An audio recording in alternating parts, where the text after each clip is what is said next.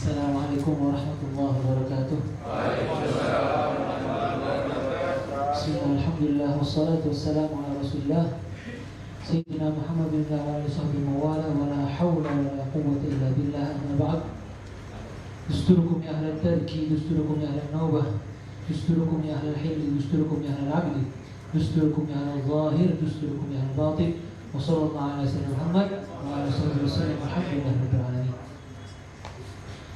Hadirin muhtaramin, para habaib, para asatid dan para ulama yang tidak bisa saya sebut satu-satu tanpa mereka sama kami. Puji syukur kepada Allah Subhanahu wa taala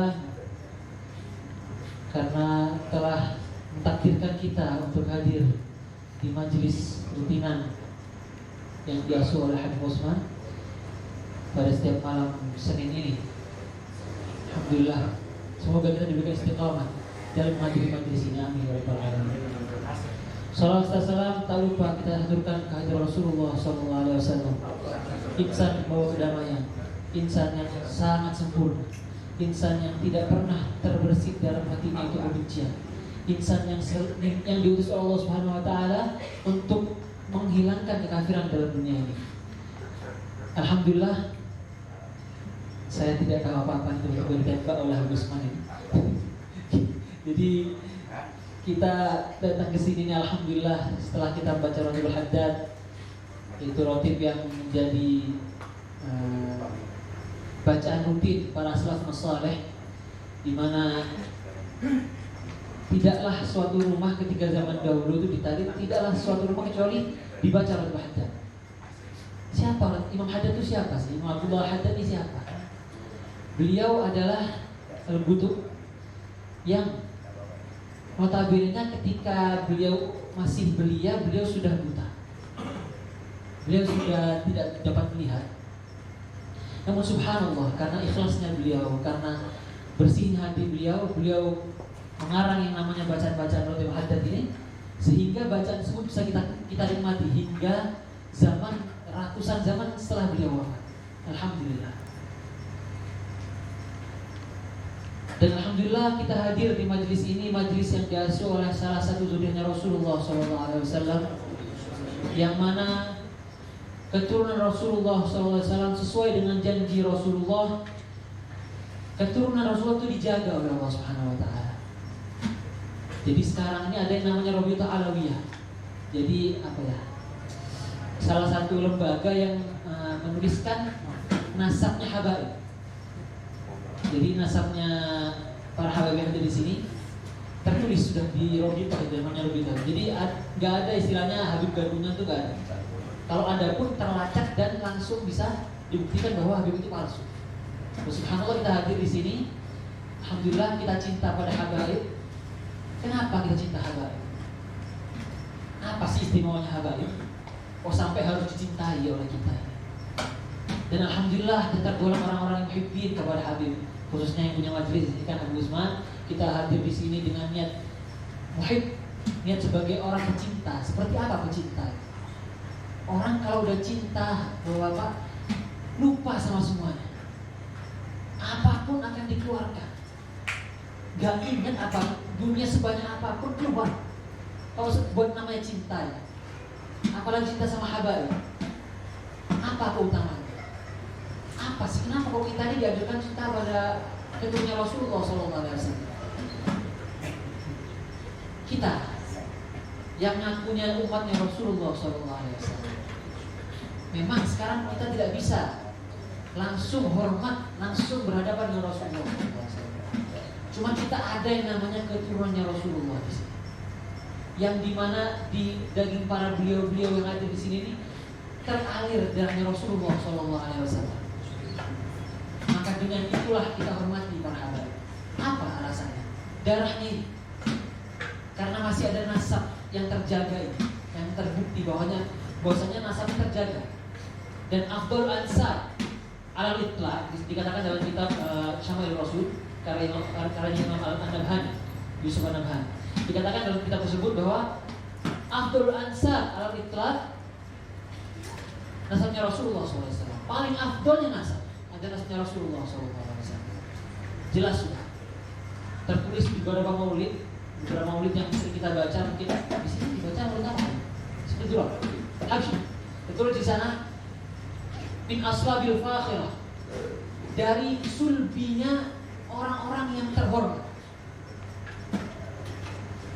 Jadi sudah jelas cahayanya Rasulullah SAW dari Nabi Adam pindah ke Sayyidina Hawa, pindah lagi ke bawahnya lagi sampai ke Nabi Ibrahim, pindah lagi ke Nabi Ismail, sampai pindah ke Sayyidina Abdullah, pindah ke Sayyidina Aminah, hingga lahir Rasulullah SAW.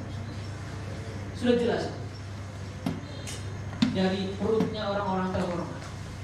Itulah mengapa kita ini dianjurkan kita nasabnya Rasulullah SAW. Dan apa kita hafal nasabnya Rasulullah? Bagi yang mengaku cinta ini, yang katanya cinta Rasulullah, apa kita hafal nasabnya Rasulullah? Minimal sampai kakek yang ke-10 lah. Kalau sebut kebanyakan ketiga, Abdullah bin Abdul Muttalib bin Hashim, minimal itu. Jadi kita hafal 3 paling tidak. Muhammad Rasulullah SAW bin Abdullah bin Abdul Muttalib bin Hashim, karena nisbatnya Rasulullah itu ke Bani Hashim. Itu aja sudah, minimal. Kalau nggak bisa sampai nasabnya sampai Nabi Ibrahim, minimal 3. Seenggaknya kita nggak malu ketika kita ditanya, kamu tuh pecinta Rasulullah, tahu nasabnya apa enggak? Begitu. Jadi kalau ditanya nasab tuh nggak malu kita. Salah satu tanda cinta kita tuh perhatian kita sama Rasulullah tuh apa? Karena Rasulullah SAW begitu banyak memberi keluasan bagi kita. Hingga dikarang oleh Sayyid Muhammad bin Ali Maliki di Mekah, dia mengarang kita Qasaidul Muhammadiyah, segini tebal.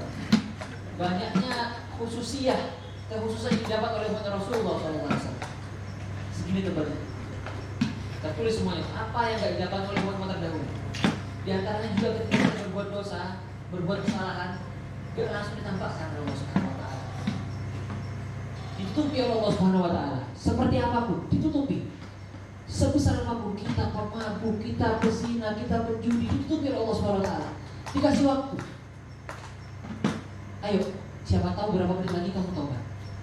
Siapa tahu berapa jam lagi kamu taubat. Hingga sekitar sehari baru dituliskan. Di umat zaman dahulu, antum sudah sangat masyhur mendengar cerita Nabi Nuh alaihissalam. Umatnya seperti apa ditelan oleh banjir bandang. Nabi Lut alaihissalam, umatnya seperti apa ditumpahkan batu di atas wilayahnya, dibalikkan tanah itu karena perbuatannya yang LGBT. Nabi-nabi yang lain, umat-umatnya Nabi Musa, Fir'aun, seperti apa dilahap oleh lautan itu. Ketika Nabi Musa membelah lautan, dilahapnya oleh lautan itu umat-umatnya menentang Nabi Musa. Namun apa yang terjadi di umatnya Rasulullah SAW?